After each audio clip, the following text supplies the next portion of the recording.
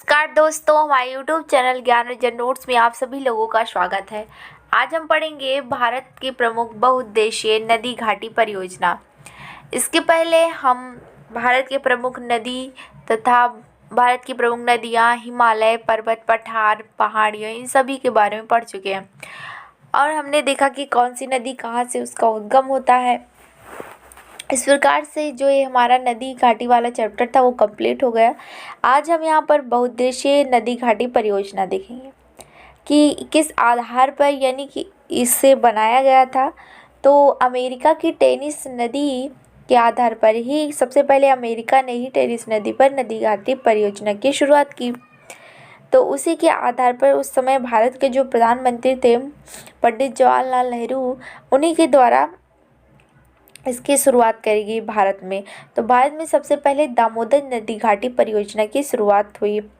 तो हम सभी नदी घाटी परियोजना को देखेंगे, कौन कौन सी नदी पर किस प्रकार की नदी घाटी परियोजना है। और इसे पंडित जवाहरलाल नेहरू ने जो ये परियोजना थी, नदी घाटी परियोजना थी, इसे यानी कि आधुनिक काल का मंदिर कहा था। और मुख्य रूप से जो नदी घाटी परियोजना होती है, इसमें बैराज बनाया जाता है और इससे विद्युत का उत्पादन होता है। बैराज हम नदियों के बीच जो है वो गेट लगा देते हैं और नदियों की धारा को मोड़ दिया जाता है। अगर हम इस पर जो बांध बनाते हैं, बांध से क्या होता है, बांध से यहाँ पर विद्युत का उत्पादन होता है। मुख्य रूप से जो परियोजनाएं बनाई जाती हैं, ये पानी यानी कि नदियों के पानी को इकट्ठा कर कर उनसे ऊपर से उन प्रेशर से उन्हें गिराया जाता है और उनसे विद्युत का उत्पादन होता है। पेयजल तथा सिंचाई, इन सभी उनके नदी घाटी परियोजना के आधार पर नदियों के किनारे उद्योग धंधे फैक्ट्रियों को लगाया जाता है, जिससे आर्थिक रूप से इसका महत्वपूर्ण योगदान है नदी घाटी परियोजना का। तो हम देखेंगे भारत में कौन सी नदी पर कहाँ पर नदी घाटी परियोजना बनाई गई है। इस प्रकार की तमाम जो चीजें थी वो सबसे पहले अमेरिका ने की, टेनेसी नदी पर बांध बनाकर। फिर भारत में अगर हम इसकी बात करें तो नेहरू जी ने इसकी शुरुआत की। सबसे पहले इन्होंने दामोदर नदी बांध की शुरुआत की। नेहरू जी ने इसे, जो ये परियोजना है नदी पर जो बहुउद्देशीय परियोजना बनाई जाती है, इसे आधुनिक भारत का मंदिर का, टेम्पल ऑफ मॉडर्न इंडिया। अब देखिए, जो ये बांध है वो बहुउद्देशीय परियोजना कैसे काम करती है। दो प्रकार से इस पर बांध बनाए जाते हैं। एक तो बैराज बनाया जाता है नदियों में और दूसरा बांध बनाया जाता है।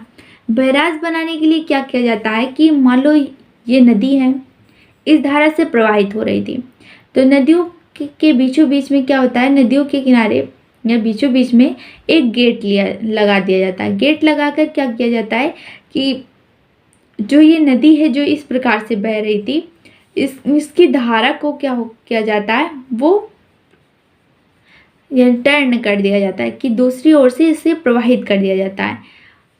इसे हम फिर बैराज जो है, बैराज पर मुख्य रूप से नदियों की धारा को मोड़ दिया जाता है बैराज में, और इस पर जो नहर बनाया जाता है। बांध की बात करें तो बांध का मुख्य रूप से प्रयोग जो होता है वो पानी को स्टोर कर लिया जाता है, यानी कि जल को एकत्रित करने के लिए होता है, और इस पर जल विद्युत का निर्माण करने के लिए यह मुख्य रूप से बांध बनाया जाता है। अब हम देखेंगे कि बांध कितने प्रकार के होते हैं और भारत में किस प्रकार के बांध स्थित हैं। तो आइए देखते हैं भारत के प्रमुख बांध के बारे में। तो इसका जो निर्माण होता है कैसे होता है, जल का संग्रहण करने के लिए मुख्य रूप से बांध का निर्माण किया जाता है। भारत में जो ये बांध है उन्हें 3 प्रकार से बांटा गया है। पहला तो होता है गुरुत्वीय बांध। फिर गुरुत्वीय बांध को हम ग्रेविटी डैम के नाम से जानते हैं। आर्क डैम को हम चापाकार बांध के नाम से जानते हैं। और दूसरा होता है रॉक बिल्डर डैम, जो कि चट्टानों से बना होता है और मुख्य रूप से मिट्टी से बना होता है। इसे हम रॉक बिल्डर डैम के नाम से जानते हैं। अब आइए देखते हैं गुरुत्वीय बांध के बारे में। सबसे पहले जानते हैं तो यह मुख्य रूप से कंक्रीट से निर्मित होता है और यह अधिक मजबूत भी होता है। अगर देखें कि भारत में कौन कौन सा जो डैम है वो गुरुत्वीय डैम है, तो पहला है भाखड़ा जो बांध है वो गुरुत्वीय बांध है, और हीराकुंड बांध कोयना बांध, ये तीनों क्या है, वो गुरुत्वीय बांध है। भारत का सबसे बड़ा गुरुत्वीय बांध कौन सा है, तो वो भाखड़ा बांध है। इसमें क्या किया जाता है कि इसका जो निर्माण होता है वो कंक्रीट से किया जाता है। इस प्रकार से जान लिए पानी प्रवाहित हो रहा है, जल नदी इस प्रकार से जा रही है और बीच में क्या किया गया कि इस प्रकार से बांध का निर्माण कर दिया गया, ग्रेविटी बांध का। अब देखेंगे आर्क बांध, इसका जो आकार होता है देखिए आर्क की तरह होता है, इस प्रकार से इसका आकार होता है। इसमें क्या होता है कि नदियाँ इस प्रकार से प्रवाहित होती हैं और इनकी जो धारा है वो इस ओर इन्हें मोड़ दिया जाता है। अगर हम आर्क डैम की बात करें तो इसका जो निर्माण होता है वो स्टील और स्टोन से इसका निर्माण किया जाता है। और भारत में एक ही बांध ऐसा है जो कि आर्क डैम है, तो कौन सा है, वो है इडुक्की बांध, जो कि चापाकार बांध है। आगे हम देखेंगे ये इडुक्की जो बांध है वो किस नदी पर स्थित है। अभी यहाँ पर हम बांध के प्रकार के बारे में पढ़ रहे हैं, तो आइए देखिए। दूसरा है रॉक बिल्डर डैम, ये जो है पत्थर और मिट्टी से बना होता है। और जो रॉक बिल्डर डैम है इसका प्रमुख रूप से अगर एग्जाम्पल देखें तो टेहरी बांध जो है वो रॉक बिल्डर बांध है। अब आइए पढ़ते हैं दामोदर घाटी परियोजना के, वो 1948 में हुई थी। इसका मुख्य रूप से उपयोग किस लिए किया जाएगा, उद्योग के लिए, उद्योग धंधे के लिए, सिंचाई के लिए और पानी पीने के लिए इसका मुख्य रूप से उपयोग किया जाएगा, इसमें यह कहा गया। और इस पर 4 प्रकार के बांधों का निर्माण किया गया। 4 डैम हैज़ बीन कंस्ट्रक्टेड। अब आइए देखते हैं कौन कौन से बांध का निर्माण किया गया। पहले तो इसमें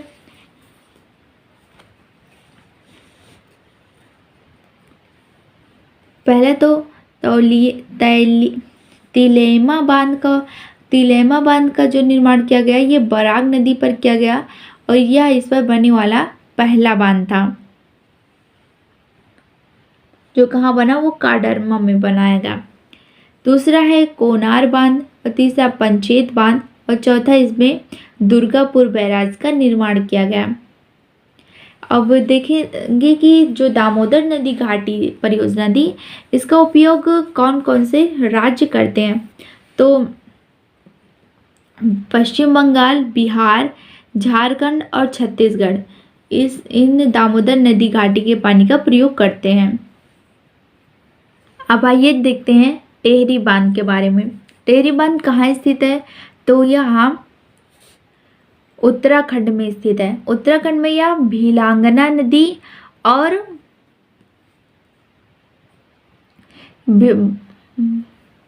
भागीरथी और भिलांगना नदी के संगम पर यह टेहरी बांध का निर्माण किया गया था। इसका निर्माण कार्य कब शुरू किया गया, तो 1978 में इसका निर्माण कार्य किया गया। ये पूरा कब हुआ, तो 2006 में यह पूरा हो गया। अगर पूछा जाए कि भारत का सबसे ऊंचा बांध कौन सा है, तो टेहरी बांध। लेकिन भारत का सबसे ऊंचा गुरुत्वीय बांध कौन सा है, तो वो भाखड़ा नागल बांध। अगर गुरुत्वीय शब्द आ जाए तो भाखड़ा नागल बांध, ऊंचा आ जाए तो टेहरी बांध। अगर गुरुत्वीय शब्द ना हो, सिर्फ भारत का ऊंचा बांध पूछे तो टेहरी बांध होगा, ये अक्सर पूछा जाता है। इसकी जो हाइट है वो 261 मीटर है और यह कितनी ऊर्जा प्रोवाइड करता है, तो 1000 मेगावाट इसकी कैपेसिटी है कि इतना ऊर्जा यह प्रोवाइड करेगा। यह कहाँ कहाँ पर फैला हुआ है, तो फिर इसके तो उत्तराखंड, हरियाणा, राजस्थान, पंजाब, उत्तर प्रदेश और दिल्ली, इस एरिया में यह फैला हुआ है। हाईएस्ट डैम ऑफ इंडिया, ये भारत का सबसे ऊंचा बांध है। कौन सा बांध, तो टेहरी बांध। अब आइए पढ़ते हैं भाखड़ा बांध के बारे में। भाखड़ा बांध जो है वो सतलज नदी पर स्थित है। इसका जो निर्माण की जो शुरुआत हुई थी वो 1948 में की गई थी और यह एक गुरुत्वीय बांध है। यह कब बनकर तैयार कब हुआ, तो 1963 में यह बनकर तैयार हो गया और इसमें जो ऊर्जा प्रोवाइड करने की जो क्षमता है वो 1400 मेगावाट है। इसकी हाइट कितनी है, तो 226 मीटर इसकी ऊंचाई है। यानी कि भारत का जो है सबसे ऊंचा गुरुत्वीय बांध है, जिसकी ऊंचाई कितनी है 226 मीटर। भाखड़ा डैम पर गोविंद सागर जलाशय का निर्माण किया गया है। अब आइए बढ़ते हैं, जो ये इसकी यह कहाँ पर स्थित है, जो भाखड़ा डैम है वो हिमाचल प्रदेश में बिलासपुर में जो है वो स्थित है। अब आइए देखते हैं नागल बांध के बारे में। जो नागल बांध है या भाखड़ा बांध से 20 किलोमीटर दूर स्थित है। यह भी सतलज नदी के ऊपर पश्चिम में हरिके नामक बैराज के निकट जो है वो स्थित है।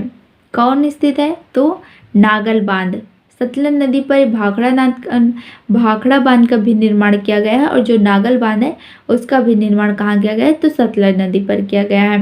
और यहीं से इंदिरा गांधी नहर जो है वो निकाला गया है हरिके बैराज के पास से, जिसे राजस्थान का अन्नागार कहा जाता है।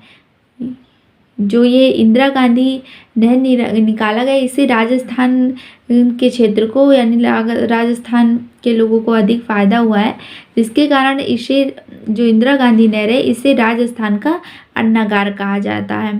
कहाँ कहता है, तो श्री गंगानगर। श्री गंगानगर कहाँ पर है, तो यह राजस्थान के पास है। यह भारत का सबसे लंबा कैनाल है। कौन सा, तो वो इंदिरा गांधी कैनाल है। यहाँ पर पंजाब और राजस्थान के क्षेत्र में यह फैला हुआ है इंदिरा गांधी नहर। अब आइए पढ़ते हैं सरदार सरोवर बांध के बारे में। सरदार सरोवर बांध जो है वो गुजरात के नर्मदा नदी पर स्थित है। सरदार सरोवर बांध कहाँ पर है, तो ये नौगांव में स्थित है। यहाँ इसकी शुरुआत किसने की थी, तो नेहरू जी द्वारा 1961 में इसका निर्माण कार्य शुरू किया गया था। इसे पूरा किसने किया, तो माननीय प्रधानमंत्री नरेंद्र मोदी जी ने 2017 में इसके कार्य को पूरा करवाया। इसके पानी का प्रयोग कौन कौन करता है, तो गुजरात, मध्य प्रदेश, महाराष्ट्र और राजस्थान, ये 4 राज्य जो हैं वो इसके जल का प्रयोग करते हैं। इसकी जो हाइट कितनी है, मतलब कि किन किन राज्यों से इससे लाभ होता है, जो सरदार सरोवर बांध है, तो वो इन 4 राज्यों को होता है। इसकी हाइट जो है, इसकी ऊंचाई है 168 किलोमीटर, और जो इसकी कैपेसिटी है कितनी है विद्युत प्रवाहित करने की, तो ये है 1450 मेगावाट। जो सरदार सरोवर बांध है ये लार्जेस्ट डैम ऑफ इंडिया, ये भारत का सबसे लंबा बांध है। इसका विरोध किसने किया था, तो 1989 ईस्वी में और 1966 ईस्वी के बीच, 1989 से 1996 के बीच में इसका विरोध किया गया था। और किसने किया था, तो वो हम पढ़ चुके हैं कि मेधा पाटेकर के नेतृत्व में इसका विरोध किया गया। और क्या कौन सा अभियान चलाया गया, तो नर्मदा बचाओ अभियान की शुरुआत की गई। किसके द्वारा की गई, तो मेधा पाटेकर के द्वारा की गई। ये अक्सर परीक्षाओं में पूछा जाता है। अब की बार प्रैक्टिकल जो एग्जाम हुआ था उसमें पूछा गया था। अब आइए रिहंद बांध। रिहंद बांध कहाँ पर स्थित है, तो ये उत्तर प्रदेश के सोनभद्र में स्थित है। यह सोन की सहायक नदी रिहंद पर इसका निर्माण किया गया है, रिहंद बांध का। इसकी हाइट 91 मीटर है, और विद्युत उत्पादन की इसकी जो क्षमता है वो 300 मेगावाट है। इस पर गोविंद बल्लभ पंत सागर झील जो है स्थित है, जो कि भारत की सबसे लंबी कृत्रिम झील है। कौन सी, पूछा जाता है भारत की सबसे लंबी कृत्रिम झील कौन सी है, तो गोविंद बल्लभ पंत सागर झील। यह परीक्षा में पूछा भी गया था। भारत की सबसे बड़ी और कृत्रिम झील कौन सी है, तो वो गोविंद बल्लभ पंत सागर झील है। कहाँ पर स्थित है, तो उत्तर प्रदेश में है ये।